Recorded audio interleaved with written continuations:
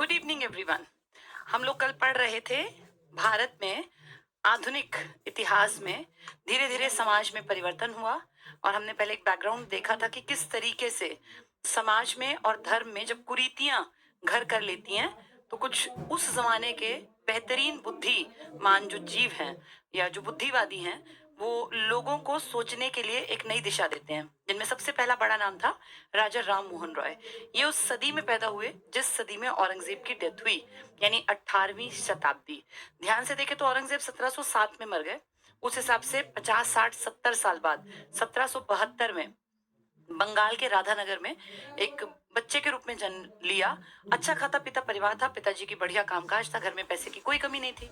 घर में पढ़ाने वाले टीचर्स आया करते थे, ढेरों भाषाओं को जाना और दिमाग इतना विकसित हो गया कि चीजों को तर्क के साथ समझने लग गए।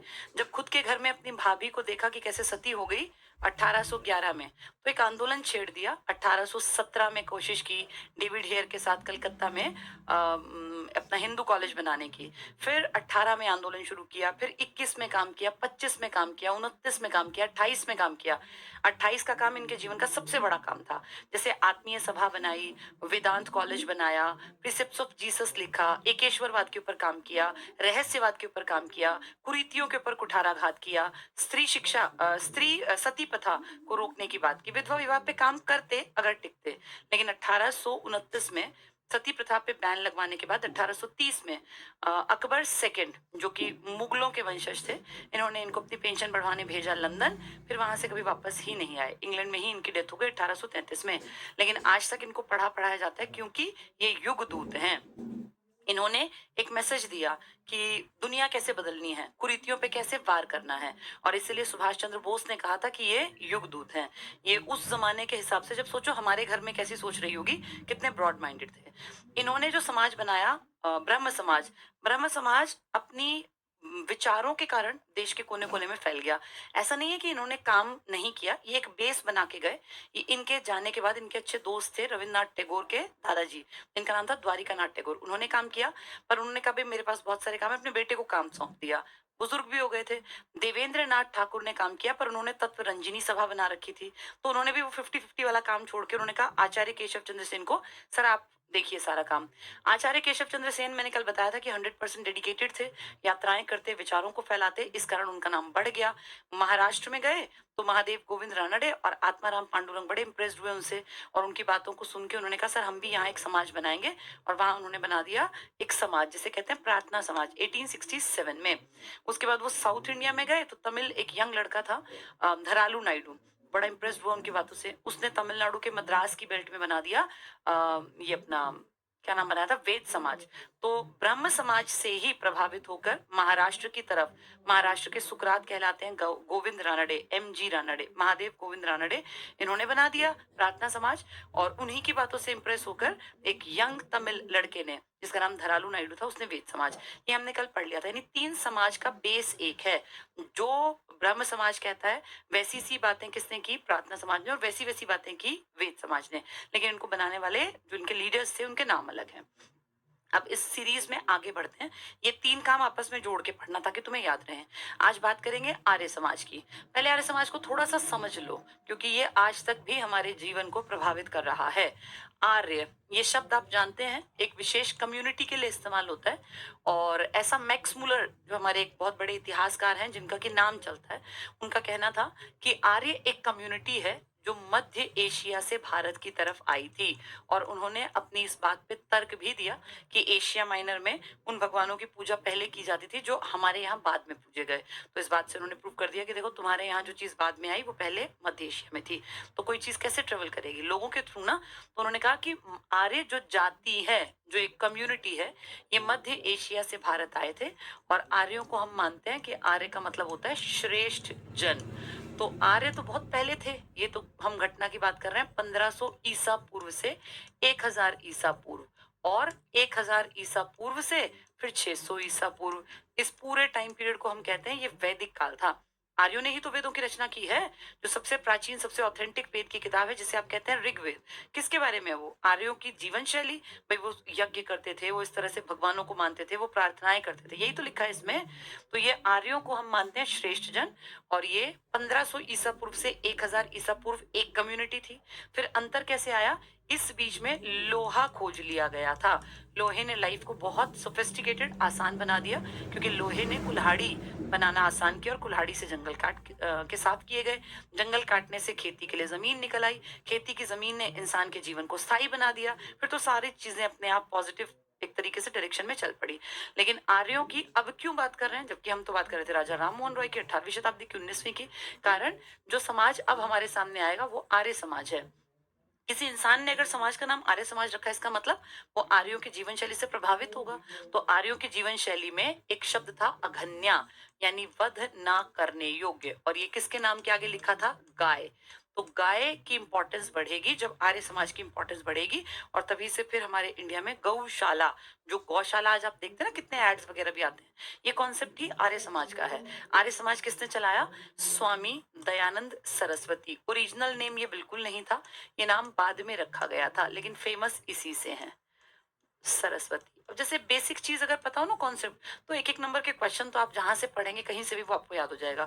अब कोई पूछेगा भैया दयानंद सरस्वती जी का मूल नाम क्या था, और जो है इन्होंने दीक्षा किससे ली, इनके गुरु जी कौन थे, वो एक एक नंबर के क्वेश्चन है। बेसिक चीज समझ में आ गई तो आप जहां से पढ़ेंगे वो क्वेश्चन आप अपने आप तैयार कर सकते हैं। तो इनका बेसिक कॉन्सेप्ट समझो। स्वामी दयानंद सरस्वती नाम बाद में पड़ा है, इनका असली नाम था मूलशंकर। तो इन्होंने बहुत यंग एज में अपना घर छोड़ दिया, और जैसे जंगलों में घूमते रहे, पहाड़ों पे घूमते रहे। पहले लोग ऐसे मेडिटेशन योगा से घर छोड़ के चले जाया करते थे। तो बहुत सारी चीजें इन्होंने सुन सुन के, बैठ बैठ के, कहीं कहीं पर मेडिटेशन कर करके चीजें ज्ञान हासिल कर लिया। और आर्य समाज इन्होंने बनाया बहुत लेटेस्ट स्टेज में 1875 में। अभी देखो, अभी हम कल परसों तक जो बातें कर रहे थे, वो हम बात कर रहे थे 1772 में जन्मे आदमी से लोग इम्प्रेस्ड हुए। और उस आदमी ने 1828 में ब्रह्म समाज बनाया। फिर 1867 में इसके ऊपर काम हुआ, प्रार्थना समाज, वेद समाज वगैरह। तो सोचो, अब धीरे धीरे करके इसके आसपास तो आ ही गए ना हम। यहाँ जो समाज बना है ये उस समाज से थोड़ा सा भिन्न है, और इसने फोकस किया, जो ये समाज है, आर्यों की जीवन शैली पर। इन्होंने क्या कहा? इन्होंने कहा कि तुम किस, जैसे मैंने आपको बताया होगा कि जो ये थे अपने राजा राम मोहन राय, ये अप्रत्यक्ष रूप से समर्थक थे किसके? अंग्रेजों के। तो आर्य समाज ने कहा कि ठीक है, अंग्रेजों में अच्छाई होंगी, लेकिन पहले अपने वेद तो पढ़ लो, वेद भी बहुत बेस्ट हैं। ऐसा किसने कहा? आर्य समाज के जो शुरुआत के आदमी थे, यानी स्वामी दयानंद सरस्वती जी ने कहा, एक नारा दिया कि पहले इंडियंस को चाहिए कि अपनी पुरानी किताबों को देखें, तो वेदों की ओर लौटो। ये नारा दिया था इन्होंने, वेदों की ओर लौटो। किसने नारा दिया? स्वामी दयानंद सरस्वती। क्योंकि इनका मानना था कि वेदों में जो किताबें लिखी हैं, अगर इंसान उनको अपनी लाइफ में फॉलो कर ले तो वो कभी ना बिगड़ेगा, ना ही गलत रास्ता पकड़ेगा। तो बहुत सारे लोग इस टाइम तक आते आते ना, क्योंकि इस बीच में आपने मध्यकाल देखा, इस्लाम धर्म में परिवर्तित हो गए थे। जब हमने देखा था, औरंगजेब था, स्ट्रिक्ट आदमी था, तो बहुत लोग धर्म भी तो बदलते थे ना, चाहे डर से, मार के डर से, टैक्स से बचने के लिए, जजिया और ये सब चीजें। तो बहुत लोगों ने अपना धर्म बदल लिया। अब उन लोगों के मन में आता था, अगली पीढ़ियों के, यार हम लोग हिंदू थे, और कैसे कैसे हमारे पूर्वजों ने डर के मारे ही सही धर्म बदला।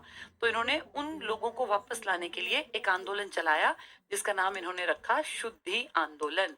कि भैया जो गलती से किसी कारणवश दूसरे धर्म में चले गए, हम उनकी शुद्धि करेंगे, और कुछ नहीं बिगड़ता। अगर आप वापस आना चाहें तो अपने धर्म में, हिंदू धर्म में आपका स्वागत है। तो आर्य समाज में एक खास बात ये थी कि इसने बहुत रिजिड होके नियम नहीं बनाए।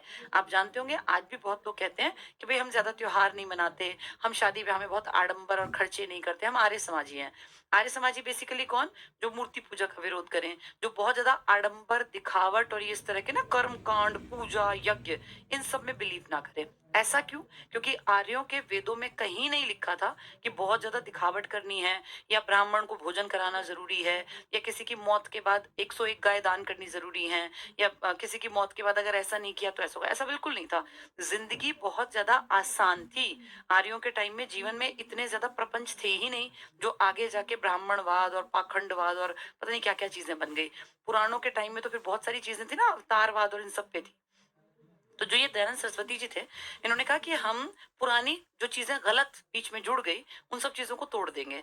इसीलिए आर्य समाज से लोग ज्यादा इंप्रेस्ड हो गए। सबने कहा ठीक बातें कह रहे हैं, क्यों आडंबर करना। और भगवान उससे खुश होता है जो कर्म करता है। तो कर्म के सिद्धांत का पालन करो। भगवान पूजा अर्चना करने से खुश नहीं होगा।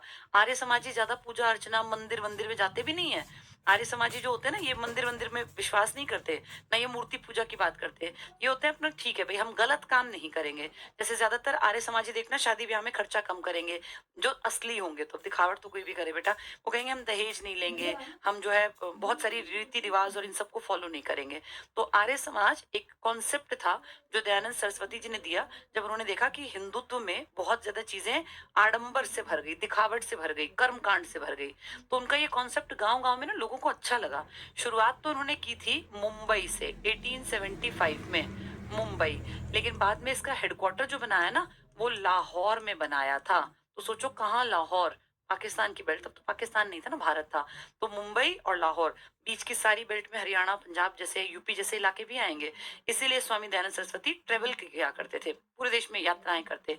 जब ये ट्रेवलिंग करते थे ना, तो ट्रेवलिंग कर करके कहीं कहीं जैसे भाई पता चल जाता आज गुरु जी आएंगे, तो वहां जो थोड़े खाते पीते संपन्न धनी टाइप के लोग होते, वो उनके बैठने का सोने का ऐसे भाई वहां बैठेंगे।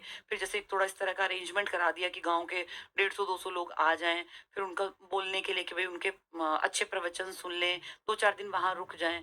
तो ऐसे ये यात्राएं किया करते थे। जब ये यात्राएं करते थे ना मुंबई से, तो ये बहुत बार हरियाणा पंजाब यूपी की बेल्ट में रुके। इसीलिए आप देखो हरियाणा पंजाब यूपी में गौशाला स्टार्टिंग से ही बननी स्टार्ट हो गई थी, क्योंकि आर्य समाज में सबसे इंपॉर्टेंट किसको कहा गया था, गाय को माँ का दर्जा दिया गया, अघन्या। तो आप देखना यूपी की तरफ बहुत ज्यादा गौशाला है, हरियाणा की तरफ और पंजाब की तरफ। इसका लॉजिक यही है क्योंकि आर्य समाज का प्रभाव यहाँ ज्यादा पड़ा।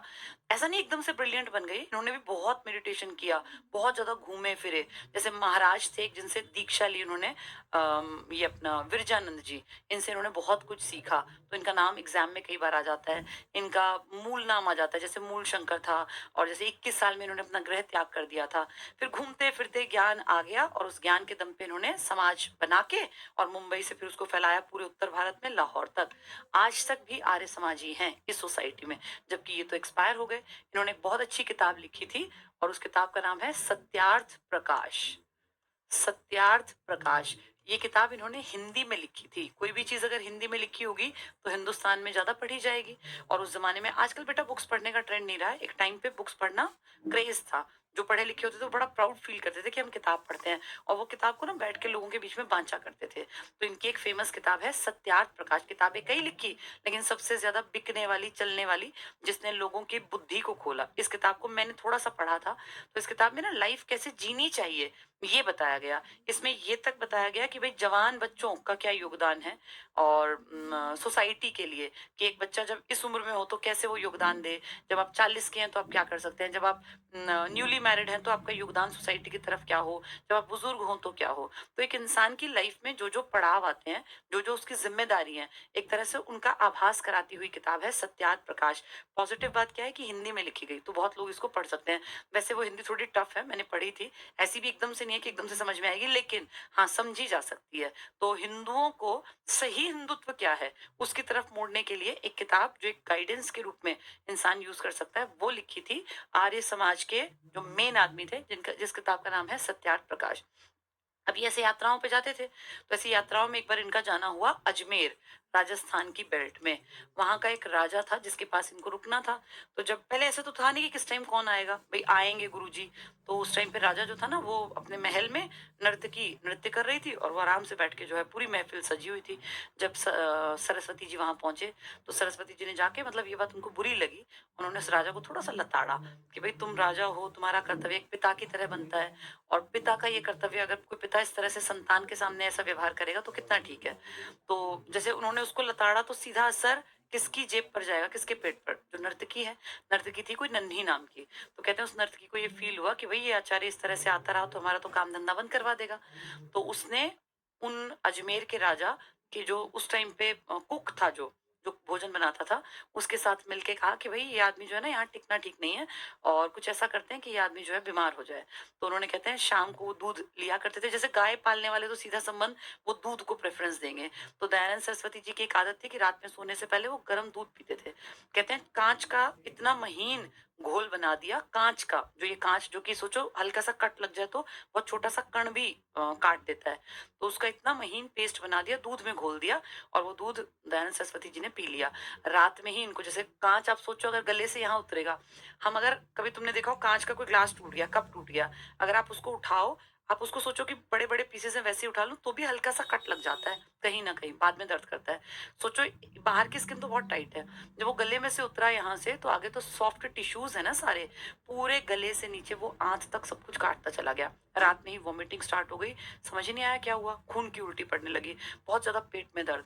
जैसे इतने असहाय हो गए, रात में ही जो राजा का जो मेन, जैसे उस टाइम पे वैद्य टाइप के लोग होते थे, बुलाए-बुलाए, कुछ भी समझ में नहीं आया। इस टाइम तक तो अंग्रेज़ों के डॉक्टर भी आ गए थे, कुछ भी पल्ले नहीं पड़ा। इतनी हालत खराब हो गई कि दूसरे शहर भी ले गए, लेकिन बात नहीं बनी। फिर उस नन्ही को फ़ील हुआ कि मैंने गलत किया। बाद में कहते हैं उसने और उस कुक ने इनसे माफ़ी माँगी कि भई हमसे गलती हो गई। तब इन्होंने कहा कि किसी और को मत बताना। तुमने जो भी किया, वे मेरी इतनी ही साँस थी। लेकिन जैसे एक इतने पढ़े-लिखे, इतने ज्ञाता, इतने समझदार आदमी की डेथ ऐसे हो गई, किसी के चिढ़ से। लेकिन उनका बनाया आर्य समाज इतना बढ़िया काम कर रहा था कि आज 2024 में भी आर्य समाज की, आप देखो आपके आस-पास शहरों में ढेर शाखाएँ हैं। आर्य समाज के कितने मंदिर हैं, बहुत सारे लोग कहते हैं हम आर्य समाजी हैं। तो मूर्ति पूजा का खंडन किया, गलत जितनी चीज़ें थी समाज में, चाहे वो औरतों को लेकर या किसी भी चीज़ को लेकर, कुरीतियाँ, उन सब का विरोध किया और कहा कि पढ़ना लिखना चाहिए और वेदों की अच्छी बातों को दोबारा से जानना चाहिए। और जिन लोगों ने अपने धर्म में ये आडंबर देखकर इस धर्म को बदल लिया, वापस आ जाओ, शुद्धि आंदोलन चला दिया। जो लोग किसी कारण से या तो इस्लाम धर्म में चले गए थे या फिर अंग्रेजों के कहने पर ईसाई बन गए थे, उन सबको वापस इन्होंने हिंदुत्व की तरफ दिया। तो एक तरह से हिंदुओं के लिए, भारत के लिए बहुत काम किया। और लास्ट इनका सबसे बड़ा योगदान इनकी किताब है जो आज तक चल रही है, जिसका नाम है सत्यार्थ प्रकाश। और ये किस भाषा में लिखी गई थी? संस्कृत में। 1883 तक, 75 से 83 तक ये काम करते रहे और फाइनली इनकी डेथ हो गई। आर्य समाज बेशक ये चले गए, ये बड़े-बड़े लोग चले गए, लेकिन देखो आज तक इनको पढ़ा रहे हैं। जैसे कब से इनकी बातें चल रही हैं, समाज में कोई ना कोई योगदान है तभी इनको पढ़ाया जा रहा है। देखो कल हमने लास्ट में पढ़ा था डेक्कन एजुकेशन सोसाइटी, ये मैंने बताया था फर्ग्यूसन कॉलेज बना था। और किसने किया था ये सारा काम? ये सारा काम किया था जो ये ब्रह्म समाज से प्रभावित हुए थे जो लोग, जिनमें दो तीन के नाम मैंने कल आपको बताए थे, महादेव गोविंद रानाडे, और एक बताया था आत्माराम पांडुरंग, और एक बताया था वेद समाज वाले धरालू नायडू। तो ये बहुत इंपॉर्टेंट सोसाइटी थी, डेक्कन एजुकेशन सोसाइटी। और इसी को आगे जाके इसने फर्ग्यूसन कॉलेज में इसका वो हो गया था। लेकिन केशव चंद्र सेन जी की बाद में थोड़ी रेपो खराब हुई थी, मैंने आपको कारण भी बताया था कि वैसे तो कहते थे लड़कियों की शादी एक एज के बाद करनी चाहिए, लेकिन अपनी बेटी की खुद की शादी 11-12 साल में जब एक तगड़ा रिश्ता आया बिहार के राजा का, वहां कर दी। फिर लोगों ने कहा सर आप कहते कुछ है करते कुछ है। उसके बाद फिर इनका डाउनफॉल शुरू हो गया था। आज अगला पढ़ रहे हैं आर्य समाज। 1875 बड़ा इंपॉर्टेंट साल है, ऐसा नहीं कि इसमें पैदा हुए, लेकिन इसमें इन्होंने मेन काम किया जो आज तक पढ़ा जाता है। 75 में स्वामी दयानंद सरस्वती ने बंबई में, एक तो 1875, एक इनका नाम और एक जगह का नाम, बंबई में आर्य समाज की स्थापना की। बाद में आर्य समाज का मुख्यालय कहाँ ले गए थे? लाहौर। तो ऐसे तो हर जगह फिर ढेर काम हो गए थे, कहीं शुरुआत कहाँ हुई? तो बंबई में। आज लाहौर हमारे पास नहीं है, तो आज भी इसका मेन कामकाज बंबई, वैसे तो हर शहर में है लेकिन मेन बंबई में। इन्होंने भी शुरू बंबई से किया, फिर ले गए थे लाहौर। वेदों और भारतीय दर्शन, वेद हमारे चार और भारतीय दर्शन का ही पार्ट है। क्या क्या? ब्राह्मण ग्रंथ, आरण्यक और उपनिषद, 108 किताबें के अध्ययन के बाद स्वामी दयानंद सरस्वती ने कहा कि आर्य श्रेष्ठ जन थे। वो तो हम जानते ही हैं, आर्य शब्द का मतलब ही क्या है? बेस्ट, श्रेष्ठ जन। वेद ईश्वरीय ज्ञान है। वेदों के ऊपर क्वेश्चन मार्क किसी ने नहीं उठाया आज तक। सबने क्वेश्चन मार्क उठाया कि हिंदुओं ने क्या पुराण लिखी हैं, अवतारवाद दिखा दिया और पता नहीं अजीब अजीब से भगवान दिखा दिए, जैसे बहुत एक्स्ट्रा बढ़ा चढ़ा के। लेकिन वेदों के ऊपर सबने कहा कि इस पे क्वेश्चन मार्क मत करना, ये ईश्वरीय ज्ञान है। तो वेदों के ऊपर कोई क्वेश्चन मार्क नहीं है, इन्होंने भी यही बात कही। वेद ईश्वरीय ज्ञान है और अब भारत भूमि विशिष्ट भूमि है, यानी अपने भारत की बड़ाई की। आर्य समाज की स्थापना के प्रमुख उद्देश्य क्या था? पहला, वैदिक धर्म को पुनः शुद्ध रूप। वैदिक काल में हमारे देश में बेटा मंदिर नहीं था, सिंगल एक मंदिर नहीं था, लेकिन भगवानों की बड़ी पूजा करते थे हम। अग्निदेव की पूजा हम करते, इंद्र की पूजा हम करते, पूषण की पूजा हम करते, जितने देवता है ना उन सब की पूजा करते। जैसे बादलों के भगवान की अलग, हवा के भगवान के, सबकी पूजा करते थे। लेकिन दिखावट के तौर पे कोई मंदिर नहीं था। ब्राह्मण थे जिनका काम था लोगों को दीक्षा देना। लेकिन वो कैटेगरी वाइज नहीं थे कि ब्राह्मण का बेटा ही ब्राह्मण होगा, ऐसा नहीं था। इंसान कर्म से पहचाना जाता था। वैदिक काल को बेस्ट काल क्यों मानते हैं? क्योंकि जो जहां पैदा हुआ उससे कोई फर्क नहीं पड़ता, उसने जो कर्म किया उससे उसकी जात पात, या उस टाइम पे जात नहीं थी, बेसिकली वर्ण थे। वर्ण का मतलब है आपने क्या काम चुना। कहते हैं ना भाई एक वर्ण कर लो, जैसे स्वयं वर्ग, खुद का वर्ण ढूंढना, तो ऐसे एक होता था वर्ण। वर्ण का मतलब चार कैटेगरी में से एक काम ढूंढ लो। क्या? या तो आप ब्राह्मण की तरह खूब पढ़ो लिखो, किताब से नहीं पढ़ते थे तब। तब गुरुओं के पास बैठते, गुरु बोलते, और बच्चों को सिर्फ कंठस्थ करके, यानी ये सुन के और याद करना होता। तो कितना टफ रहा होगा। और वैदिक संस्कृत टफ थी। या तो ये काम कर लो पढ़ाई लिखाई का, बुद्धि का। अगर ताकतवर हो तो अपने कबीले की गायों की रक्षा कर लो, क्षत्रिय बन जाओ। बड़े बड़े राजा नहीं थे, महल नहीं थे आर्यों के, न ही आर्यों के पास कोई अलग से कि राजा जो है अलग मुकुट पहन रहा है, ऐसा नहीं, नॉर्मल, बिल्कुल नॉर्मल कपड़े। तीसरा, वैश्य बन जाओ। भाई यहाँ से सामान खरीद के यहाँ, बहुत दूर नहीं जाना, उसी बेल्ट में। या फिर गायों की केयर करो, उनका गोबर उठाओ, दूध दूहने में हेल्प करो, गायों को नहलाओ, एक जगह से दूसरी जगह बांधाओ, शूद्र के रूप में। सेवा करने का भाव, शूद्र नेगेटिव वाला नहीं, ऐसी मत समझना इसको। ये चार वर्ण थे। जाति तो बेटा बहुत बाद में जाके इंसान ने डिवाइड की। तो चार ही काम थे, या तो पढ़ाई लिखाई का काम कर लो, या शरीर की ताकत का, या फिर वैश्य का, व्यापारी का, उसमें भी बुद्धि इस्तेमाल होती है, या फिर साफ सफाई का, शूद्र का। हर आदमी अपनी मर्जी से, जैसे ब्राह्मण का बेटा शूद्र भी बन सकता था, बुरा नहीं था। शूद्र का बेटा क्षत्रिय बन सकता था, क्षत्रिय का बेटा वैश्य। हर आदमी अपनी मर्जी से काम चुनता था। तो इसका मतलब काम का वर्ण करते थे। तो सबसे बढ़िया काल था। इसलिए तो ये कह रहे थे कि ये सब जात पात हटाओ। आर्य समाजी मंदिर में जात पात की शादी नहीं होती, वहां कोई भी शादी कर सकता है। वो पूछते भी नहीं कि आपकी जात क्या है, यही तो कारण है। तो क्या कह रहे थे ये, कि वैदिक धर्म को पुनः शुद्ध रूप में, हमारे धर्म में ये जात पात थी ही नहीं, शुद्ध रूप में स्थापित करना, भारत को सामाजिक तौर पर, धार्मिक तौर पर, राजनीतिक रूप से एक सूत्र में बांधना, और भारतीय सभ्यता और संस्कृति पर पड़ने वाले पाश्चात्य प्रभाव को रोकना। जैसे हम धीरे धीरे वेस्टर्न कल्चर को फॉलो कर रहे थे, क्योंकि अंग्रेजों की शिक्षा दीक्षा भी तो आपके देश में आ गई थी। 1833 में आपके देश में अंग्रेजी पढ़ाने पे अंग्रेजों ने काम कर दिया था। 1813 में इनफैक्ट काम शुरू कर दिया। ये तो 1875 में कह रहे हैं ये बातें।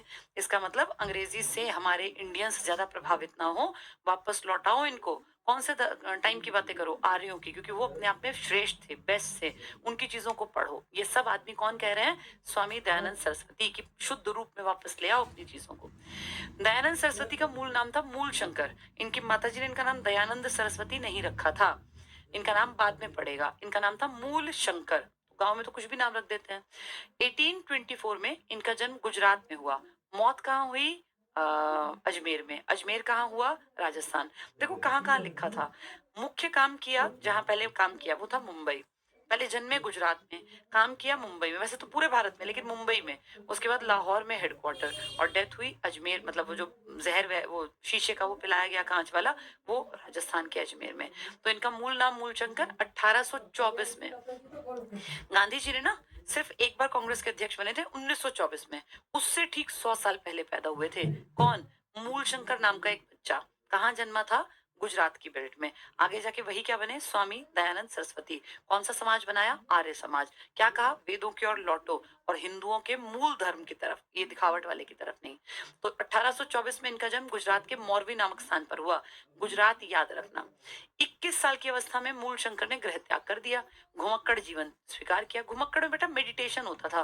भाई पहाड़ों पे चले जाएंगे, किन्हीं गुरुओं के पास बैठेंगे, उनके पास बैठ के दीक्षा लेंगे, शिक्षा लेंगे, किताबें पढ़ेंगे, और कहीं पहाड़ों में जो ये है ना अपना हिमालयन इस रीजन में, कभी उड़ीसा की तरफ, मतलब पूरे देश का भ्रमण। देश भ्रमण से ना हमेशा दिमाग विकसित होता है। आप राहुल गांधी को देख लो। राहुल गांधी ने 2 ही यात्राएं की हैं, कितनी ज्यादा मेच्योरिटी आ गई। 5 साल, 2 साल, 3 साल पुरानी क्लिप्स देखना, और अब बात करने का तरीका इंसान को ना बेटा समझ का विकास करती हैं। तो इस तरह से पैदल चलते ना, गांव गांव घूमते थे पहाड़ों में, इन सबसे बुद्धि बढ़ती थी। 21 साल में घर छोड़ दिया।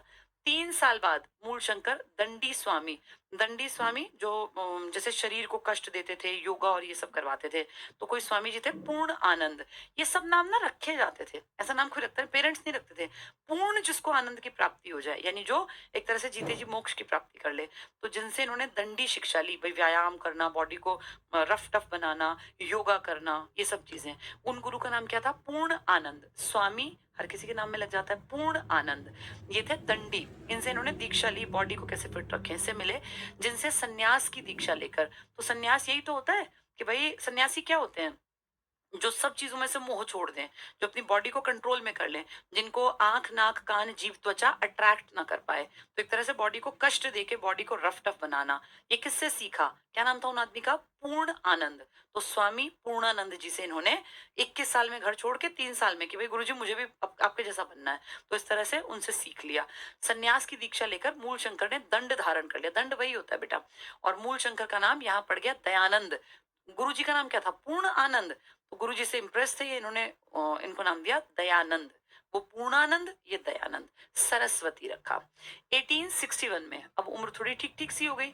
24 में एक आदमी पैदा हुआ तो 61 तक आते आते उम्र ठीक ठाक हो गई ना। दयानंद मथुरा में, अब देखो दूसरे टीचर से मिलेंगे। मथुरा में विरजानंद स्वामी, ये दूसरे हैं, ये दंडी नहीं बनाएंगे इनको, ये सन्यास नहीं सिखाएंगे। देखो क्या करेंगे। विरजानंद स्वामी से मिले, इन्हीं से दयानंद को वेदों का दार्शनिक व्याख्या करने का परिचय मिला। अब ये बात करेंगे पढ़ाई लिखाई की। तो पहले जिस गुरु से मिले उससे अपनी बॉडी को कैसे कंट्रोल करना है, भाई मुझे सर्दी गर्मी को सहन करना आ जाए, मेरी अपनी बॉडी पे कंट्रोल हो, मेरी सेंस ऑर्गन मुझे ना अट्रैक्ट करें और मैं अपनी सेंस ऑर्गन्स को कंट्रोल रखूं, इसे कहते हैं दंड की शिक्षा ली। किससे ली है? पूर्णानंद स्वामी जी से। 21 साल में घर छोड़ा, 3 साल बाद जब 24 साल के थे तब अपनी बॉडी पे कंट्रोल किया। कितनी बड़ी बात है बेटा। 24 साल में तुम देखो आजकल के लड़के कैसे हैं, और एक ये थे। डिफरेंस है ना, तभी तो इनका नाम बड़ा है। जैसे अपनी हर चीज को कंट्रोल करना, कि मेरा ध्यान ना भटके, मेरा सारा ध्यान जो है वो एक काम पे लगे। तो इस तरीके से इन्होंने पूर्णानंद जी से सीखा। नाम क्या पड़ गया इनका खुद का? स्वामी दयानंद। पूर्णानंद से दयानंद।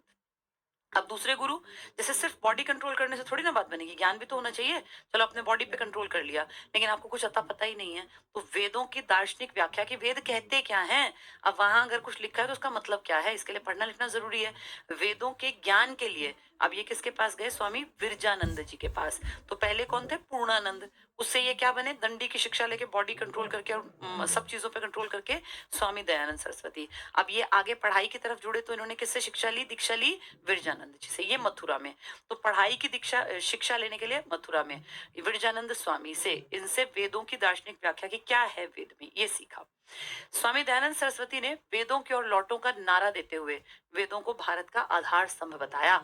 और वेदों को सीख के फिर उन्होंने कहा, कितनी अच्छी किताबें हैं, ये कोई पढ़ता ही नहीं है। अब सोचो अगर इनको विरजानंद जी ना मिलते तो ये भी ना पढ़ पाते, सीख ना पाते। किताब तो बेटा सबके पास होती है, लेकिन उसको सिखाने वाला टीचर नहीं होता। किताबें तो सबके घरों में रखी हैं, लेकिन उसमें पढ़ने का इंटरेस्ट कैसे बने? तो वो इंटरेस्ट किसने क्रिएट कर दिया? विरजानंद जी ने। तब इन्होंने क्या कहा कि वेदों की ओर लौटो भैया, ये किताब पढ़ो, ये सब कुछ है, ये आधार है, हमारा बेस है ये। स्वामी दयानंद ने पुराणों, अब बताओ पुराणों में क्या था? मैंने पहले ही कहा ना, पुराणों में थी एक्स्ट्रा ऑर्डिनरी, बढ़ा चढ़ाकर ऐसी बातें जिसको कि साइंस कभी नहीं मानेगी। जैसे कह रहे हैं कैसे भगवान थे जिनके 10 चेहरे हो गए और 2 हाथ इधर से निकले और 2 हाथ इधर से और 10 पेट हो गए, जैसे ये एबनॉर्मल बात है। ऐसे किसी भगवान की कल्पना हमारे वेद ने नहीं की। वेद ने माना भगवानों को, वेद ने कहा कि हाँ ईश्वर है, अग्नि ईश्वर है, इंद्र है। लेकिन जो ये अजीबोगरीब रूप थे ना कि भगवानों के ही पता नहीं कैसे कैसे, कि एक भगवान ने तीर चलाया तो ऐसे आसमान जो है नीचे गिर गया, ऐसी नॉर्मल बात कि एक तीर चलाया तो पानी सूख गया, ऐसा हो नहीं सकता ना। इन्होंने ये बात कही कि पुराणों की बात मत करो, पुराणों में तो अतिशयोक्ति है, बात करो वेद की, वेद ऑथेंटिक है। तो देखो क्या कहते हैं। स्वामी दयानंद ने पुराणों जैसे हिंदू धर्म ग्रंथों की प्रामाणिकता को अस्वीकार कर दिया। इन्होंने खुद ही कहा कि भाई मैं हिंदू हूँ, लेकिन मैं ये कहता हूँ कि इस किताब पे विश्वास मत करो, इस किताब की ऑथेंटिसिटी नहीं है। और कहा कि पुराण ही हिंदू धर्म में मूर्ति पूजा, ये कमी लेके आई है किताबें, मूर्ति पूजा जैसी कुरीतियां और अन्य अंधविश्वासों के लिए उत्तरदायी है। तो किसने कहा कि पुराणों से ही ये जो ये दिखावट, आडंबर, मूर्ति पूजा और ये पता नहीं कितने रीति रिवाज फालतू के, किसने कही ये बात? ये कही स्वामी दयानंद सरस्वती जी ने। इन्होंने कहा वेद बहुत बढ़िया है, वेदों की ओर लौटो, वो हमारा आधार स्तंभ है। लेकिन ये पुराण जो बाद में लिखी गई है ना, ये सब इतनी ज्यादा बकवासबाजी है, मतलब इसमें बहुत चीजें बढ़ा चढ़ा के, ऐसा नहीं कि सारी खराब है, लेकिन पुराण में ये फैक्ट है कि पुराण बहुत ज्यादा बढ़ाती चढ़ाती है, जो कि साइंस नहीं मानेगी। तो आप किसी के साथ अगर बहस कर रहे हैं तो आपके पास फिर बहस के बाद तर्क होना चाहिए ना। अगर आप अपनी बात से तर्क से किसी को ना काट पाए तो लोग आपके ऊपर हंसेंगे। अब ये तार्किक लोग हैं। इन्होंने ये नहीं कहा कि इंडिया में कुछ नहीं, इन्होंने कहा वेदों की ओर लौटो, भारत का आधार स्तंभ है वेद। लेकिन फिर साथ ही क्या कहा कि ये मूर्ति पूजा, आडंबर, दिखावट, कुरीतियां, ये सब पुराणों में है, इसलिए पुराण को इसने कहा मैं नहीं मानता, पुराण को अस्वीकार कर दिया, इसकी प्रामाणिकता को, इसको इन्होंने चैलेंज कर दिया एक तरह से। और क्या कहा कि अंधविश्वास इसी से आए हैं।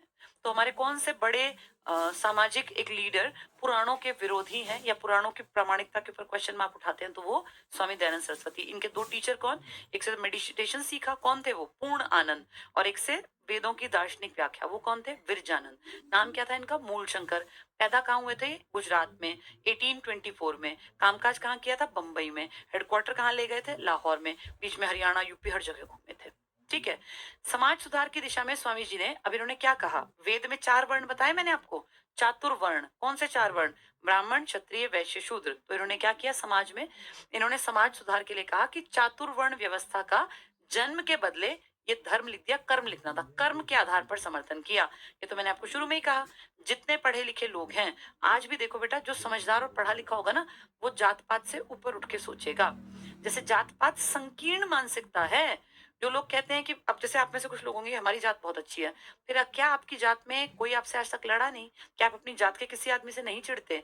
आपके जिस गांव में आप रहते हैं उसी जात की बाहुल्य होगी, लेकिन उसमें देखो कितने चुगलखोर गंदे घटिया लोग भी तो हैं बेटा। अगर एक जात अच्छी होती तो फिर क्यों लड़ाई झगड़े होते हैं पड़ोसियों के, गलियों में, आपस में, गांव में।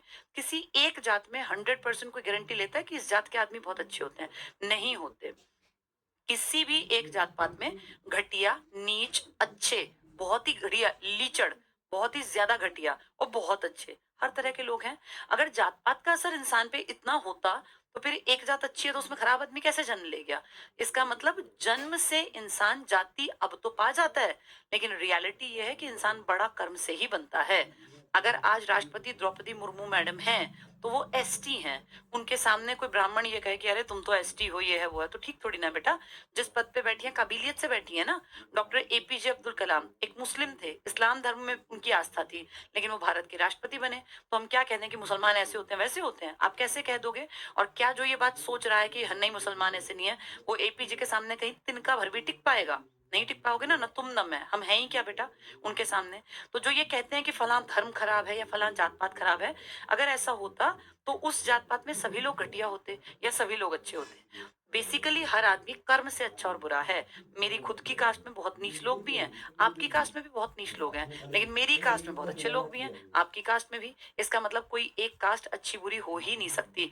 जब तुम पढ़ाई लिखाई कर लोगे ना, तो तुम्हारा दिमाग इतना विकसित होना चाहिए कि ये जात पात इंसान ने बाद में फॉलो करनी शुरू की। आर्यों की तो कोई जाति ही नहीं थी, आर्यों के तो 4 वर्ण थे, और आर्यों को कहा जाता है बेस्ट थे वो। ये जो ज्यादा ना ये जात पात और ये सब आया ना, ये बाद के स्टेज में आया।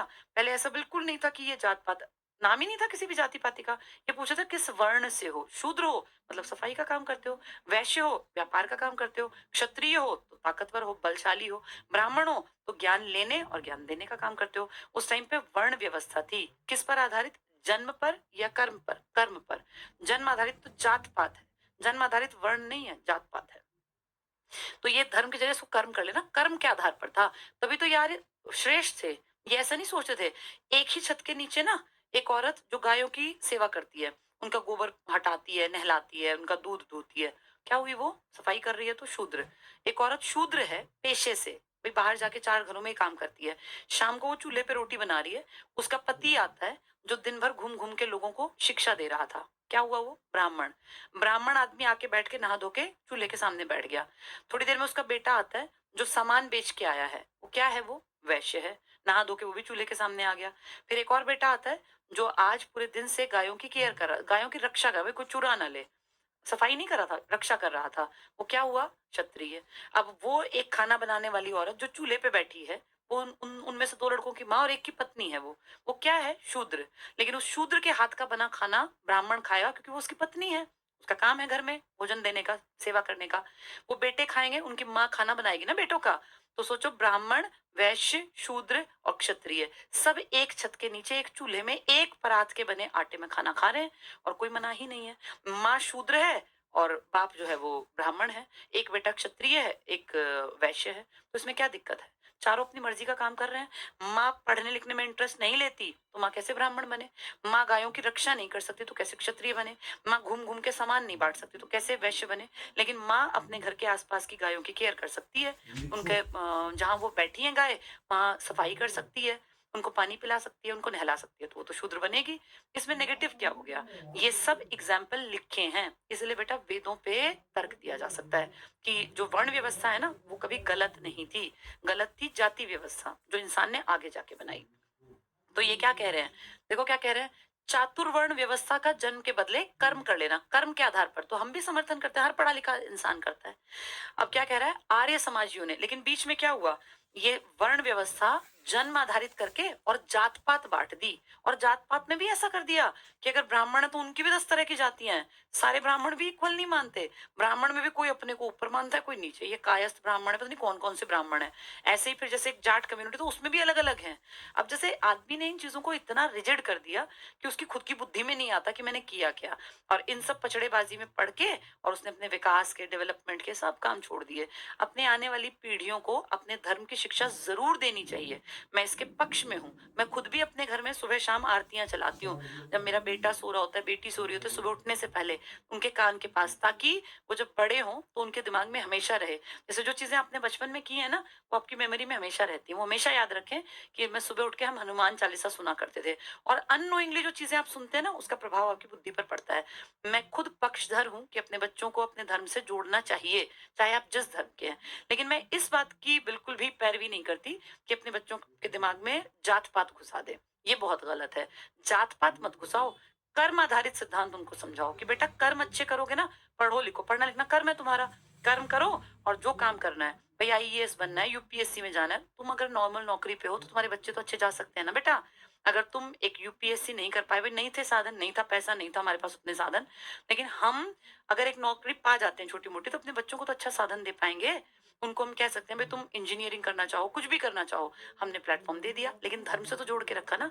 ये यही तो कह रहे हैं, ये कह रहे हैं अपनी जात पात की बुद्धि वाली बातें बच्चों तक मत पहुंचाओ, आर्यों की बातें करो। आर्यों ने कभी बात नहीं की जात पात की, उन्होंने वर्ण की बात की। तो क्या कह रहे हैं ये, आर्य समाजी किस किस से चिढ़ते हैं, छुआछूत से, क्योंकि वो मानते ही नहीं कि कोई एससी है। वो कहते हैं ये तो वर्ण है, ठीक है, सफाई का काम करता है, तो वो नहीं मानते इस चीज को। जाति भेद से तो सख्त नफरत करते हैं, इसलिए इंटरकास्ट मैरिजेस करने में इनको दिक्कत नहीं होती। बाल विवाह का विरोध तो हर पढ़ा लिखा समझदार आदमी करेगा। विधवा पुनर्विवाह, इसका विरोध नहीं करेंगे ये इसके पक्षधर है कि विधवा विवाह होना चाहिए। भाई किसी औरत का पति मर गया, तो उसने क्या ब्लंडर कर दिया, उसका पति शराब ज्यादा पीता था, नशेड़ी था, ऐब थे, मर गया, तो वो क्यों मरे? तो इनका कहना है कि उसकी कोई गलती नहीं है। विधवा पुनर्विवाह, इसके पक्षधर, इनके विरोधी है ये, नेगेटिव के, इसके नहीं। और अंतर जातीय विवाह का समर्थन किया। तो दो चीजों का समर्थन कर रहे हैं ये, अंतर जातीय का और विधवा पुनर्विवाह का, दोनों पॉजिटिव है, उन्हीं भी चाहिए। जो कुरीतियां हैं उनको नेगेटिव कह रहे हैं। कुरीतियां क्या है हमारी, यही तो कुरीति हैं, छुआछूत, जाति भेद, बाल विवाह, इसका विरोध किया, तो अच्छी बात है। आर्य समाजी, इसलिए मैंने क्या कहा था, शादी ब्याह में ज्यादा खर्चा नहीं करते। वो कहते हैं हम आर्य समाजी हैं, ना वो खान पान में ज्यादा ढोंग करते। आर्य समाज पॉजिटिव सेंस में काम कर रहा था। लेकिन पता है क्या हुआ, इस बात से कुछ हिंदू जो पुराने थे ना, सनातनी, उनको थोड़ा खतरा फील हुआ, और इसलिए जहां जहां आर्य समाज ने कदम रखे, वहां हिंदू महासभा भी पहुंचे कि नहीं नहीं नहीं, हिंदुत्व को तुम खत्म मत करो। मेरा ये मानना है कि मूर्ति पूजा गलत नहीं है, अगर आपका फेथ है तो। अगर आपको लगता है भाई एक मूर्ति रख के मेरा मन शांत रहता है, मुझे सुबह शाम उसके सामने जोत बत्ती करके अच्छा लगता है, मुझे लगता है कोई मुझे देख रहा है, मैं गलत काम ना करूं, ईश्वर मुझे देख रहा है, तो मूर्ति पूजा में कुछ बुराई भी नहीं है। अगर मूर्ति पूजा आप आडंबर की तरह कर रहे हैं कि नहीं जो सुबह 4 बजे उठ के जरूर उसके आगे घंटी बजा रहे हैं, नहीं, फिर वो आडंबर है। आपने एक मूर्ति रख के आप अगर नहीं दिया जला पाए, कोई बात नहीं, आप बस इतना विश्वास रख रहे हैं कि यार भगवान का वास है मेरे आसपास और मुझे गलत काम नहीं करना, ठीक है। सबसे इंपॉर्टेंट चीज है कर्म अच्छे करो, मानवता के प्रति एक मन में ना फीलिंग रखो, फिर ईश्वर सब देखता है। तो ये इन चीजों को ये कह रहे हैं कि तुम ये आडंबर मत करो, मूर्ति पूजा और सब छोड़ दो, अच्छे काम, अंतर जातीय विवाह का समर्थन किया, क्योंकि ये जात पात को मानते ही नहीं थे, ये तो वर्ण को मानते थे। आर्य समाज द्वारा चलाया गया शुद्धि आंदोलन किसके लिए शुद्धि था, जो दुखी होके आडंबरों से किस में चले गए, या तो इस्लाम धर्म में मुसलमान बन गए जबरदस्ती में, या फिर ईसाई बन गए, उन्हें हिंदू धर्म का परित्याग कर दिया, दुखी होके छोड़ दिया, अन्य धर्म अपनाने वाले लोगों के लिए पुनः धर्म में वापसी के द्वार खोल दिए। तो कितनी अच्छी बात है कि भाई हिंदुओं की संख्या बढ़ा लो, जो हिंदू दुखी होके बन गए, इस्लाम में चले गए, मुसलमान बन गए, ईसाई बन गए, वापस आ जाओ, तो अपने धर्म में वापस आ जाओ, इस धर्म में दिखावट नहीं है ज्यादा। आर्य समाज का दूसरा कार्यक्रम क्या था, गौरक्षा, मैंने पहले ही बताया ना आपको, गाय को आर्यों ने क्या कहा था, अघन्या, वध न करने योग्य। तो ये जितनी गौशाला चल रही है ना, लगभग आर्य समाजियों ने ही शुरू की थी ये। आज तो बहुत लोग शुरू कर देते हैं संस्थाएं, लेकिन एक टाइम पे जब सबसे पहले गाय की रक्षा करने के लिए काम किया तो वो आर्य समाजियों ने किया। तो इनका दूसरा कार्यक्रम, एक तो वो हो गया, एक गौ रक्षा आंदोलन था। आर्य समाज ने गायों की रक्षा हेतु गौ रक्षणी सभा की स्थापना की। तो ये आर्य समाज के काम थे। अब देखो, आर्य समाज के ये तो मर गए, चले गए, लेकिन इनके जाने के बाद आज तक भी देख लो गौशाला चल रही है। आज भी आर्य समाज की शाखाएं हैं, मंदिर चल रहे हैं, लोग आर्य समाजी हैं, बहुत सारे लोग हैं फॉलो करने वाले। एनी बेसेंट, भारत से कोई मतलब नहीं है, आयरलैंड की है, लेकिन काम भारत के लिए किया। तो क्या कहती हैं ये? इन्होंने कहा, स्वामी दयानंद सरस्वती ऐसे पहले व्यक्ति थे जिन्होंने कहा कि भारत भारतवासियों के लिए है। कितनी अच्छी बात की ना। ये किसने बताई हमें ये बात तो कर गए हमारे स्वामी जी, लेकिन हमें ये बात की सामने लेकर आई एनी बेसेंट, जो हमारे देश की भी नहीं है। आयरलैंड की एक लेडी भारत के लिए काम करती है, और वो कहती है कि तुम्हारे देश में स्वामी दयानंद सरस्वती पहले आदमी थे जिन्होंने ये कहा कि भारत भारतवासियों के लिए है, और भारत में तो जो वास करता है वो किसी भी कम्युनिटी का, किसी भी कास्ट का, वो सबके लिए है। तो कितनी अच्छी सोच है कि भारत भारतवासियों के लिए है। किसने कही ये बात? कही स्वामी दयानंद सरस्वती, लेकिन वो फेमस नहीं कर पाए। ये बात फेमस की आगे जाके एनी बेसेंट ने। आर्य समाज के संदेश का प्रचार प्रसार, अब इनका मैसेज था तो कैसे आगे बढ़ा? पंजाब में अधिक सफल रहा। मैंने बताया ना, ये ट्रेवलिंग करते थे बेटा, पंजाब, हरियाणा, राजस्थान, लाहौर, इस बेल्ट में पूरी में। तो पंजाब की तरफ के जो किसान थे ना, हरियाणा में भी, इनफैक्ट उस टाइम तो हरियाणा था, तो स्वामी श्रद्धानंद वगैरह सब बड़े एक्टिव हो गए थे। पंजाब में अधिक सफल रहा। आर्य समाज को यूपी में, गुजरात तो इनकी जन्मभूमि हो गई, और राजस्थान में जहां इनकी डेथ हुई, कुछ सीमा तक सफलता मिली। तो पंजाब, गुजरात, हरियाणा, और ये मुंबई, महाराष्ट्र, इस पूरी बेल्ट, लाहौर तक, ये पूरा समाज एकदम चमक गया था 1875 में।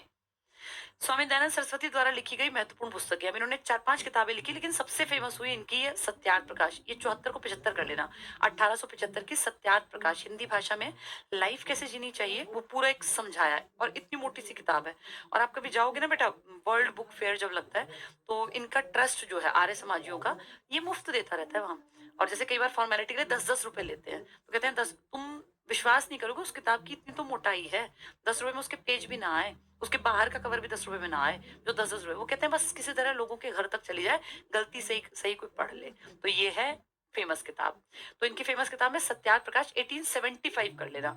इसके अलावा वेद भाव्य भूमिका, वेदों के ऊपर, ऋग्वेद भाष्य, वेदों के ऊपर, अद्वैत मत का खंडन, ये हमारे ना षड दर्शन थे, 6 दर्शन थे, उसमें से एक था अद्वैतवाद। पंच महायज्ञ विधि, यज्ञ कहाँ से आए? यजुर्वेद से। कहने का मतलब है कि जो चीजें उस जमाने की थी ना, उन सबको इसने किताबों के फॉर्म में लिख दिया, इतने बड़े आदमी ने। लेकिन सबसे फेमस इनका हुआ सत्यार्थ प्रकाश 1875 वाला, जो आज तक दुनिया पढ़ती है हिंदी में। प्रसिद्ध विद्वान थे एक वेलेंटाइन शिरोल, इन्होंने तो कुछ हमारे बारे में भी कहा था।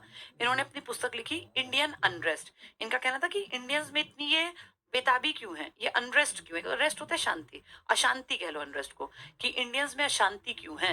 ये किताब लिख रहा है एक विदेशी आदमी जिसका नाम है वेलेंटाइन शिरोल।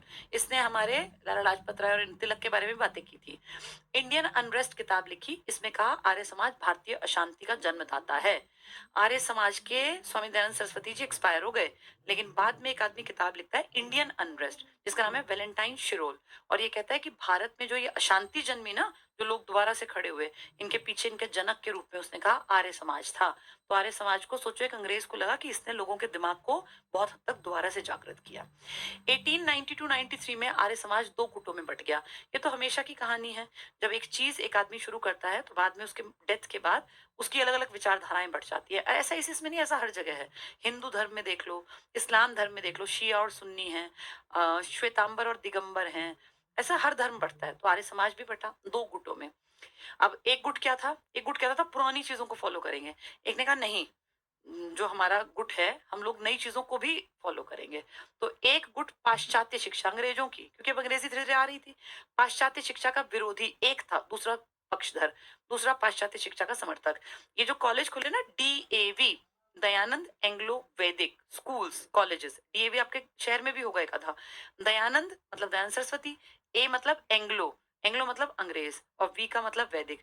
ये वो लोग थे जिन्होंने दयानंद सरस्वती जी के मरने के बाद कहा कि स्वामी जी ये नहीं कह के गए कि बदलना मत, वो ये क्या कहेगा कि वेद अच्छे हैं, लेकिन समय के साथ बदलाव जरूरी है। तो इसमें कुछ नए नए लीडर्स आए, उन्होंने कहा नहीं, स्वामी जी की बातों को हम चलाएंगे, लेकिन हम अच्छी चीजों को अंग्रेजों की भी कॉपी कर लेंगे।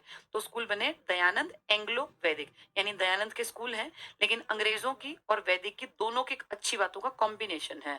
इसमें श्रद्धानंद जैसे और इस तरह के लोग आ गए थे। दूसरों ने क्या कहा कि भाई तुम लोग तो बहुत खराब हो, तुमने अपनी मर्जी से जोड़ दिया पाश्चात्य को। हमारे गुरुजी पुरानी वाली पद्धति के थे, उन्होंने तो खुद दंडी शिक्षा ली थी 1824 का, दंडी शिक्षा नहीं ली थी 21 साल में, तो वो किससे ली थी? पूर्णानंद। तो बोले हम ऐसे नहीं, हम तो अपने लड़कों को वैसे ही तैयार करेंगे। तो ये बोले डीएवी वाले कर लो फिर तैयार। तो उन्होंने कहा ठीक है, हम तो गुरुकुल चलाएंगे। आज भी आप देखो इंडिया में गुरुकुल चलते हैं, बहुत सारे लोग अपने बच्चों को 7-8 साल का होते ही गुरुकुल छोड़ाते हैं। गुरुकुल में देखना सात्विक तो भोजन मिलता है, और उनको ना रोज सुबह उठ के ये प्राणायाम, मेडिटेशन, योगा, हमारे नॉर्मल स्कूलों जैसे स्कूल नहीं होते, वो पढ़ाते वो भी हैं, लेकिन बेटा उनका लाइफस्टाइल बिल्कुल अलग है। वो मेडिटेशन सिखाते हैं बचपन से, और जो हमारी पुरानी संस्कृति का पार्ट थे ना, खेल वगैरह, वो सब कराते हैं। यानी दयानंद सरस्वती के जाने के बाद दो तरह के ग्रुप बन गए। एक गुरुकुल सिस्टम को फॉलो कर रहे हैं, और एक डीएवी को, जिसमें अंग्रेजी, मैथ, साइंस सब पढ़ा रहे हैं। आज 2024 में दोनों तरह के स्कूल हैं आपके पास। इसका मतलब एक आदमी के विचार को देखो कैसे दुनिया आगे बढ़ाती जाती है। ये था। क्या कहते हैं आगे? पाश्चात्य शिक्षा के विरोधी जो कहते थे कि गुरुजी पुरानी बातें करते हैं, स्वामी श्रद्धानंद, लेखराम और मुंशीराम प्रमुख थे, जिन्होंने 1902 में गुरुकुल की स्थापना की। गुरुकुल आज भी चल रहे हैं। गुरुकुल में ना आज भी वो टिपिकल वही लाइन में बैठ के खाना खाना, सुबह सुबह ओम भूर्भुवः स्व वाले, और ये मंत्रोच्चारण करना, जाप करना, यज्ञ करना, ये पढ़ाई भी कराते हैं, लेकिन ये सब कराते हैं। वो कहते हैं बॉडी के जितनी ये सेंस ऑर्गन है, इनको कंट्रोल करना बहुत जरूरी है, तो उसके लिए। पाश्चात्य शिक्षा जो अंग्रेजी ले आए डीएवी वाले, इसमें हंसराज थे, लाला लाजपत राय थे। लाला लाजपत राय तो पढ़े लिखे थे, उन्होंने कहा नहीं नहीं, पुरानी चीजें ठीक है, अच्छी थी, लेकिन नईयों को ऐड कर लो। इन लोगों ने दयानंद एंग्लो वैदिक कॉलेज संस्थाओं की भी स्थापना की। तो डीएवी स्कूल भी चलते हैं, कॉलेज भी चलते हैं। 1889 जब यानी नेहरू का जन्म हुआ, तब तक इनकी फिर संस्थाएं चलने लगी इनके नाम की। तो अगर ध्यान से देखें तो एक आदमी गुजरात में जन्मा 1824 में, जब वो 21 साल के हुए तो घर छोड़ दिया। फिर सबसे पहले गुरुजी बनाए 3 साल बाद, कि मुझे ना बॉडी पे कंट्रोल करना है, रफ टफ बनना है। गुरु का नाम था पूर्णानंद। वहां से रफ टफ बन के फिर कहा पढ़ाई लिखाई भी करनी है, तो पहुंचे मथुरा के विरजानंद जी के पास। फिर वहां से पढ़ते पढ़ते पढ़ते ज्ञान हासिल हुआ, और अपना एक समाज बना दिया, आर्य समाज, मुंबई में। फिर वहां से यात्राओं पे निकले। उन्हीं यात्राओं के दौर में हरियाणा, पंजाब में, राजस्थान में, अजमेर में, लाहौर में हेडक्वार्टर बनाया। उसी ऐसी किसी यात्रा में पंजाब में जब रुके, तो हरियाणा पंजाब में बड़ा इनका नाम फैला, और वहां से फिर ये घूमते घूमते अपना एक, उस समाज की शाखाएं जगह जगह खुलने लग गई। उसी समाज ने फिर नारा क्या दिया था इन्होंने? वेदों की ओर लौटो, और शुद्धि आंदोलन की, जो गलती से किसी और धर्म में चले गए वापस आ जाओ। तो सारा सिस्टम इन्होंने अपना बना लिया। इनकी मौत हो गई जब जब इनकी डेथ हो गई, वो पीने के कारण दूध में जो कांच पिला दिया था। इसके बाद 1883 के बाद फिर इनकी चीजों पे लोग बंटने लग गए। 83 से 89 तक देखो क्या क्या कर डाला। दो बन गए, एक ने क्या कहा कि नहीं हम तो पुराने गुरुजी की बातें मानेंगे, तो उन्होंने चलाया गुरुकुल। कुछ ने कहा यार दुनिया बदल रही है, अंग्रेजी भी सीखेंगे, तो डीएवी चला दिए। लाला लाजपत राय नए वालों के साथ थे, और जो श्रद्धानंद और इस तरह के पुराने नाम है, लेखराम वगैरह जो बड़े लीडर्स थे, वो सब उनके साथ थे। यानी कहने का मतलब है कि इनकी विचारधारा के आज दो हिस्से हमारे लाइव सामने हैं। हम गुरुकुल भी देखते हैं और डीएवी भी। ठीक है, चलो अब आएगा यंग बंगाल आंदोलन। अब ना छोटे छोटे होते जाएंगे। जैसे सबसे बड़े अगर बात करें तो दो बहुत बड़े हैं जो आज भी चल रहे हैं। एक तो ब्रह्म समाज, तो खैर अब नहीं चल रहा, लेकिन ब्रह्म समाज का प्रभाव था। और आर्य समाज आज भी इंडिया में चल रहा है। अब जो शुरू होंगे ना, जैसे कल मैं पढ़ाऊंगी, ये छोटे हैं। कलकत्ता में शुरू हुआ एक छोटा सा आंदोलन, इसके बारे में। जैसे रामकृष्ण मिशन है, आज भी देश में चल रहा है, पर इनके योगदान जो है, खैर इसमें तो एक बहुत बड़ा आदमी आएंगे, स्वामी अपने ये विवेकानंद जी, उनको डिटेल से पढ़ाऊंगी पूरा। ठीक है। फिर जैसे थियोसफिकल सोसाइटी है, तो ठीक है, छोटे छोटे काम करेंगे, ये उतने बड़े नहीं है, इनको पढ़ोगे ना तो ये बहुत छोटे छोटे हैं। फिर अन्य धार्मिक में मेन जो है, जिनका प्रभाव इंसान के ऊपर आज तक है, वो दो है। एक तो ब्रह्म समाज वाले, ब्रह्म समाज का प्रभाव प्रार्थना समाज पर, ब्रह्म समाज का प्रभाव वेद समाज पर, और एक आर्य समाज। तो पूरी इसकी स्टोरी लिख लेना। अब इसमें से कोई नंबर बने तुम्हारा कटे ना। इनका मूल नाम मूलशंकर, दो गुरुजी थे, एक पूर्णानंद और एक बिरजानंद।